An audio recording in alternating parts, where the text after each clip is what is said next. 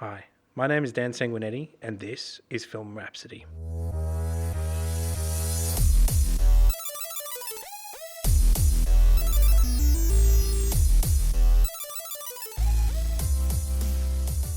On this week's episode of Film Rhapsody, I sat down with filmmaker, animator, and Canberra film industry icon Marisa Martin. But first, I welcome back Russell to the mic to get a lowdown of another feature project that is currently in development at Sanguineti Media.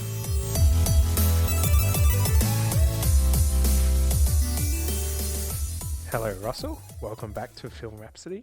Hello, Dan. Thank you for having me back on our show. Now, in the last few weeks, we've made some significant developments on a project that has been gestating for quite some time, and this is something that I felt it was really important to share with our audience, particularly if there is emerging or developing screenwriters out there who might want to learn a little bit more about the process of interacting with a producer.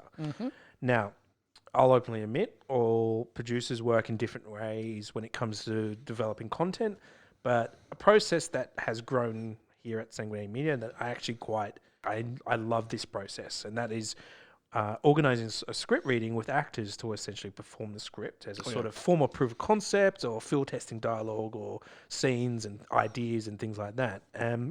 And so I believe, Russell, you've taken that on board, that you know that I really appreciate that process. And so you've independently organised the script reading recently and conveniently invited me along.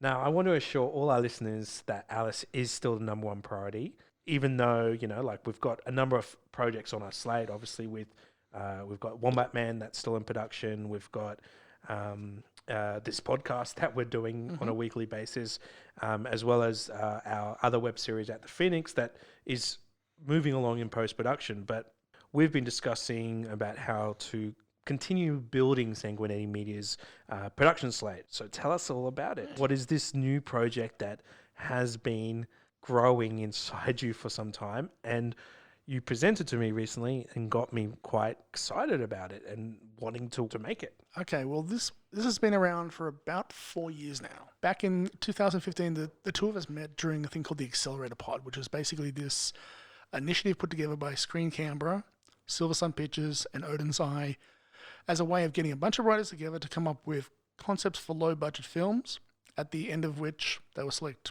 4 films to go into production. Yeah. One of the films has just come out in the cinema, The Furies by Tony DeCino. On the last day of class, I was sort of sitting around and I started wondering about, okay, how can I come up with a film idea that is relatively easy to do, doesn't cost a lot of money, and has promise for good returns for the investors? Yeah. And I came up with an idea that was sort of built off Paranormal Activity. Yeah, and Paranormal Activity has been this franchise that has been created from so little. Like the films don't cost that much money to make at all, but they've made millions. The first one cost $15,000, if I remember correctly. Yeah. I think they cost a lot more now because they factor in the marketing and they kind of work on a much larger scale, because obviously those involved with it know that they make a lot of money, so they take a bigger chunk this time. But yes, and they just announced this week Paranormal Activity 7. Oh my God! Yeah. Well, congratulations to those producers, because they've set themselves up with a franchise that possibly could never end. That is possible. Yeah. Yeah. So continue to tell us more about where this idea. So it's kind of Paranormal Activity, but what sets it apart? Well, the idea was basically to do something with found footage, but to get rid of the tropes that just annoyed me and I guess a lot of other people. Yeah. Most notably, looking back at Paranormal Activity, there were several scenes where something was happening off screen, but the boyfriend character would, have to grab the camera and take that with him, because if he didn't grab the camera, there's no movie. Yeah. So it became a lot sort of like a unnatural thing that people do with regards to video cameras. Exactly. Yeah. You're running from, a giant monster in Cloverfield. You're not going to be like, oh shit, I better keep it in frame. Yeah. Which I mean, if you search YouTube, it's so rare to find like big disaster moments that are, kept perfectly still. I mean, because natural human emotions kick in, you're freaking out, the adrenaline's going.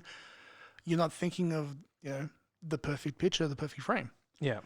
So I wanted to get rid of that and heavily script it. Paranormal Activity was completely ad-libbed. I think they went in with a overall idea of what the story would be, but when it came down to scenes and shooting scenes, the actors in question just basically ad-libbed their stuff. Yeah. So the idea for my script was basically, okay, come up with a simple 2 or 3 person play that happens to be a film. The story is about a young girl in her 20s. Her marriage has just ended, and so she's moving into an apartment by herself. She's been suffering from mental health problems for a long time, and as soon as she's in the house, she sort of succumbs to those mental health problems. She can't leave the house because of her agoraphobia. What she doesn't know is that someone's watching her. So the idea is basically taking something that is mundane, like someone just alone in their house, turning that on its head. So it's basically this psychological drama about isolation and what it can do to a person.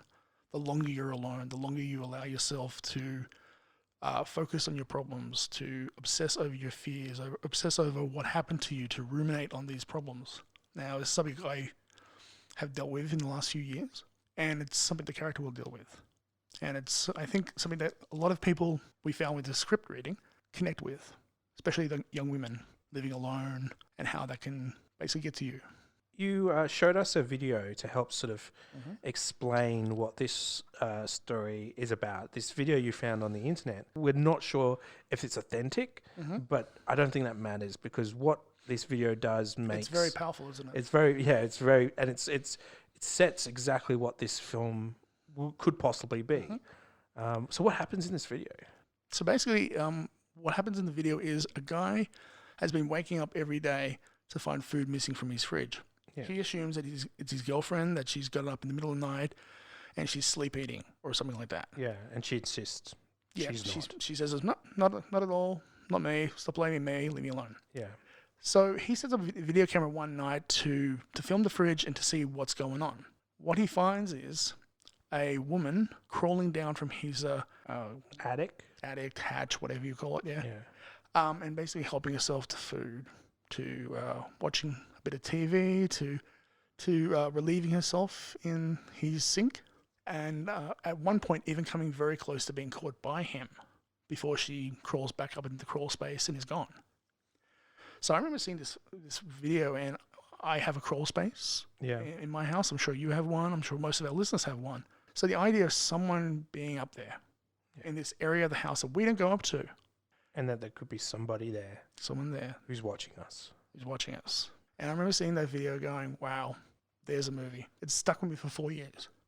You put together the script reading so that you could essentially present the film to me so I could get a sense of what it is, because you sent me a version of the script, and I read it, but I didn't show huge enthusiasm for it. You didn't quite get it yet? I didn't quite understand what the project was, because the script on its own can only say so much. It was a process that really helped me understand some of the intricacies of the deeper story elements that you were trying to put together in the project. Tell us a bit about how you put the script reading together. Well, I approached one of our friends who's been working with us on Alice, and asked if she'd be interested in reading it. This was a 5-minute conversation that took 2 months to take place over Facebook chat. God bless her. But eventually we got it done. Yeah. She suggested a few friends, and before I know it, we had pretty much everyone involved. Yeah. At the same time, I've been talking to another one of our friends about maybe coming on as DOP. Because I guess one of the better things about you sort of not taking to it straight away is that I took it on more than I would normally do. Yeah. I've always considered myself a writer, and I was content to just be a writer. Yeah. And just let the filmmakers do their thing with me, taking your work and taking it to the next step. So you took initiative to actually go, well, I'm going to go out of my comfort zone. Yeah. I'm going to just get it done because I want to get this done. Yeah. And through that, I decided I wanted to direct it. For the most part, it's a pretty simple story. In theory, it should hopefully be reasonably simple to shoot. It's certainly not to the level of Alice. Alice is much more complicated. So I figured, okay, this is a good way for me to start testing the waters to see if I'm good at directing a film and also producing. And if you wanted to come along somewhere down the track, cool. If not, I'll just do this by myself for the first time. First and foremost, I needed to hear the script read out loud. I needed to know if the the jokes would land, if the drama worked, if certain lines that could potentially be problematic or unrealistic actually read right. And we accomplished that. Yeah, and I think the lesson that comes out of that process is that, you know, writers should embrace more than just the words on their script. Yeah. I mean, a script is great, and a script should be a blueprint, but to get things moving forward, a little bit more has to be done. Yeah. You know, yes, it's great to go off and shoot a proof of concept or some other thing, but the cheapest option is just get some actors together and say, here's a script, come along, listen to it. It's an easy and cheap way of basically getting a sense of what your film can be. And it's a process that I feel that I would encourage a lot of emerging writers to actually go out there and meet with actors to basically perform the script. Yeah. Which kind of leads to one last thing before we go and have a chat with Marisa Martin. We are planning something for this podcast for closer to Christmas. Yes, we are. A little Christmas present. What are we doing? For our Christmas episode, we're basically going to be unveiling the Alice script, or at least part of it. Yeah. We're going to be bringing in some actors. We're going to be doing a radio play of the first 14 scenes. We're going to bring it to life and give basically the audience a bit of a taste of what the movie's like. And we feel that this is an important process to essentially give potential supporters and investors an idea of what we're doing. Just like we did with the proof of concept trailer, this is our next level of proof of concept. Yeah. Have a sense of what the film would be. So we'll have a pacing, we'll have music, we'll have sound effects. We'll get to know the characters a bit. And we hopefully will get people excited about the film that we want to make. Yeah, they can share our excitement.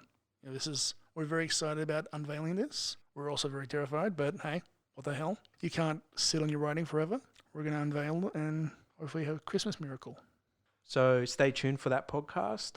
We're hopefully in about 5 weeks from now, around December 13th. Around that, yep.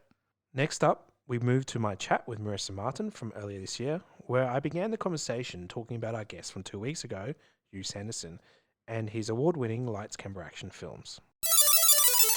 You look at things like the films that Hugh Sanderson makes. Yeah, they're quite bleak and have a very strong political message to it as well. And I talked quite a bit with Hugh about that. So I think a thing that I definitely took away from films that particularly that Hugh produced were he always had a message or a story that needed to be said. He had something to say. Yeah, and I think that's why I thought his films were some of the strongest to go through. Is because he actually wanted to tell something important.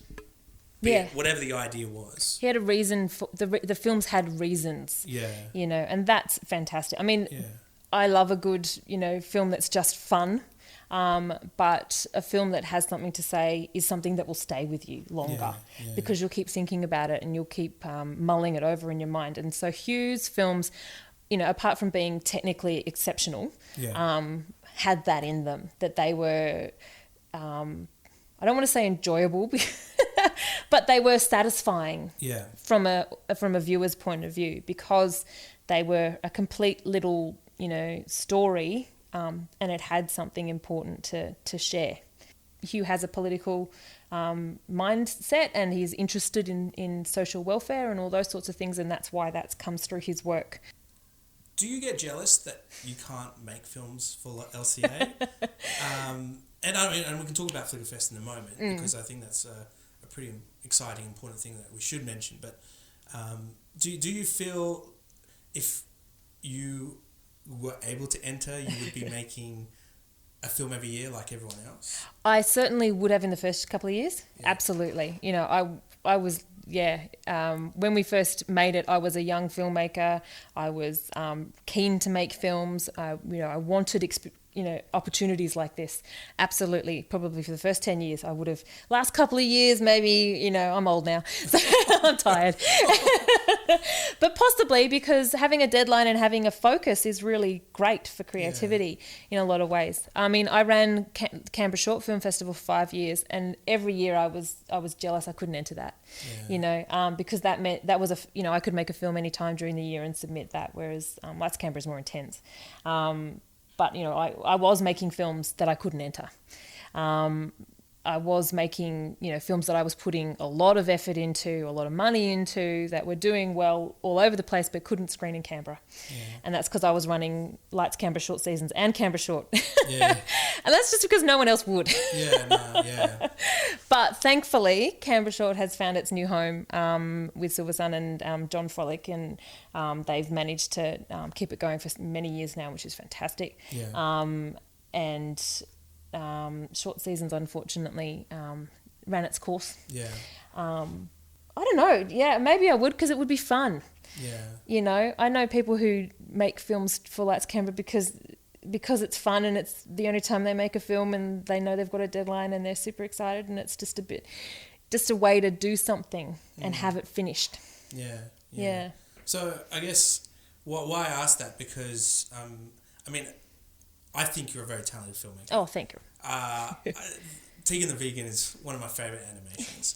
And I'm so glad you got to post it, because I got to see it again recently. But it was good timing, because obviously you finished another short film. Yeah, you've taken out a pretty major award for it, I think. Yes, thank you. Flickerfest is, I think, an aspiration for a lot of filmmakers. If it's not Tropfest, it's probably Flickerfest. But it took you 7 years. Yeah. And for me, and this is part of where me wanting to do this podcast is about, is I'm so determined this year to make content on a regular basis so I get better. Yeah. I would have found it so frustrating to have been in your position where you're running an incredible festival and you can't enter it. And you're working on this animation that it was exciting years ago when you talked about it and when you shared bits about it, and now to hear that it is getting adored and loved and winning a major award, to me that I would be frustrated. I would be like, for you, what? Yeah. I don't know. I'm trying to understand how I kept going. How you kept going. I know you've been working, around the cities and working on projects and things. So I guess you've not stopped. But for me, I'm trying to find a place where I'm content with what I'm doing and feel that I'm doing the right thing and I'm making progress and growing as much as possible. How's that work for you? And yeah, the thing is, animation is so different in a lot of ways because it's so time intensive and everything is slower.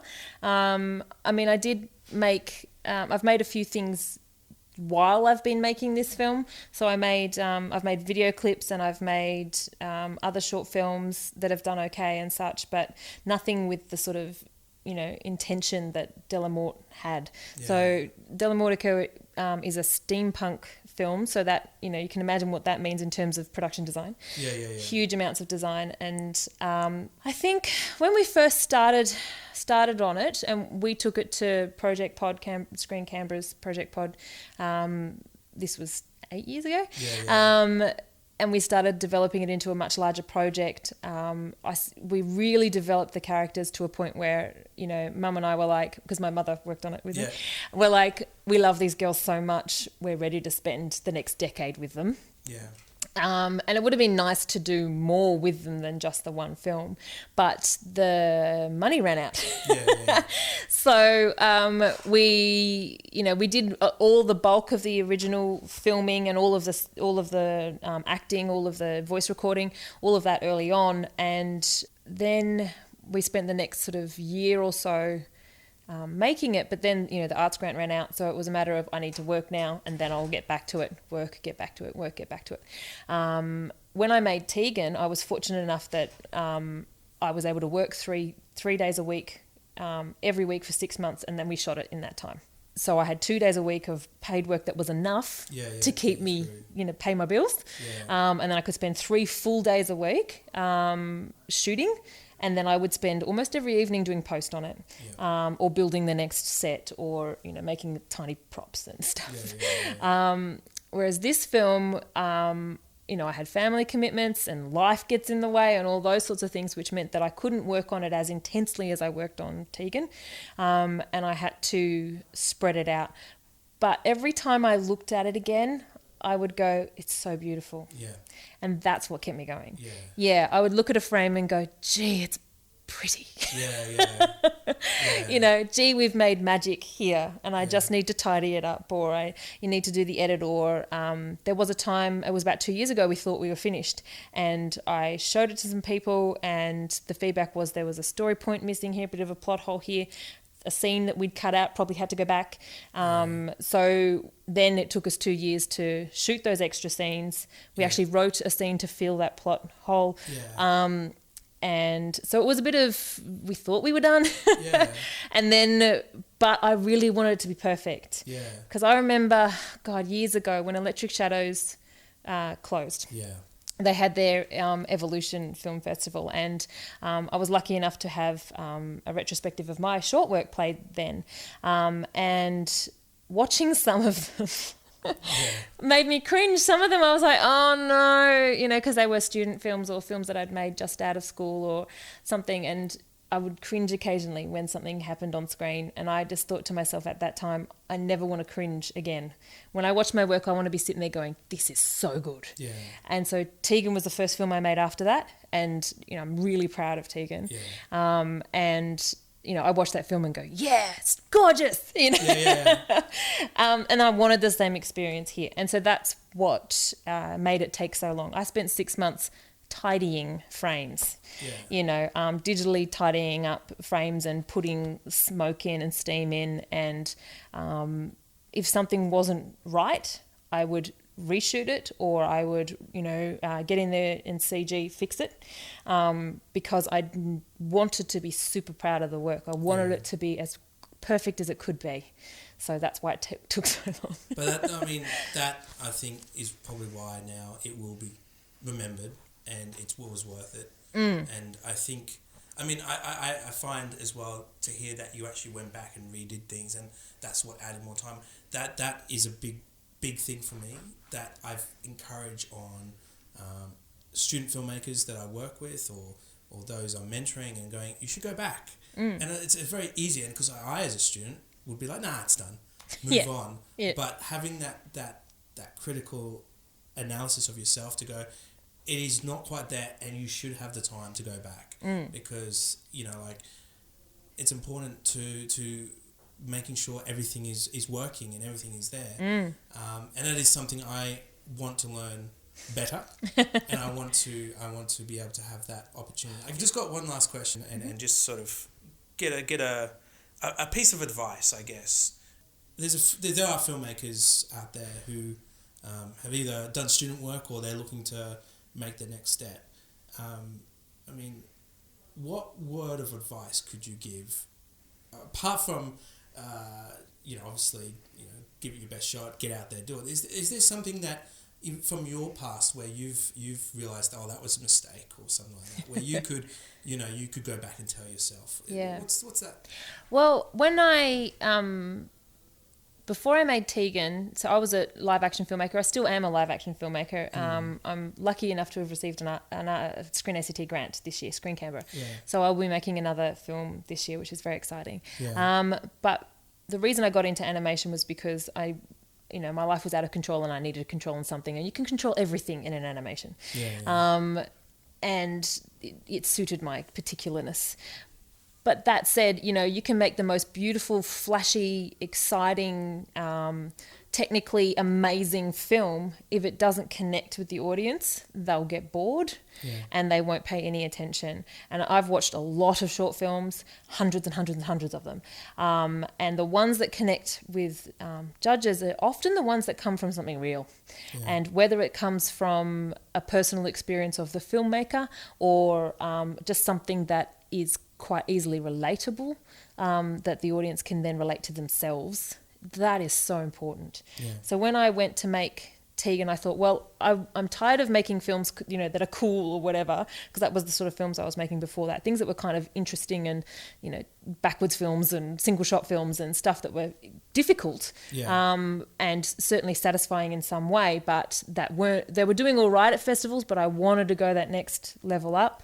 And I thought, well, I need to if I can only make one story, what do I want to say? What's the most important thing for me to share with the world? If I can only say one thing, what is it? And for me, vegetarianism, veganism is really important. And so I thought, I'm going to make a film about a little vegan girl. And how hard she finds it in a meat-eating world. Yeah. And that's where Tegan came from. And it came from a really personal, meaningful place. And even though the story is not my story exactly, and I've added in lots of comedy and a romantic storyline and all sorts of stuff, it started from a really true place in me.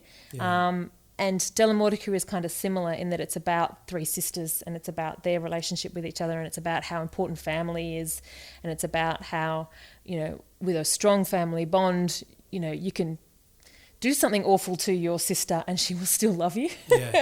And she will still forgive you, and you'll still be able to, move on together. That bond is stronger than bad behaviour, or a small amount of bad behaviour anyway.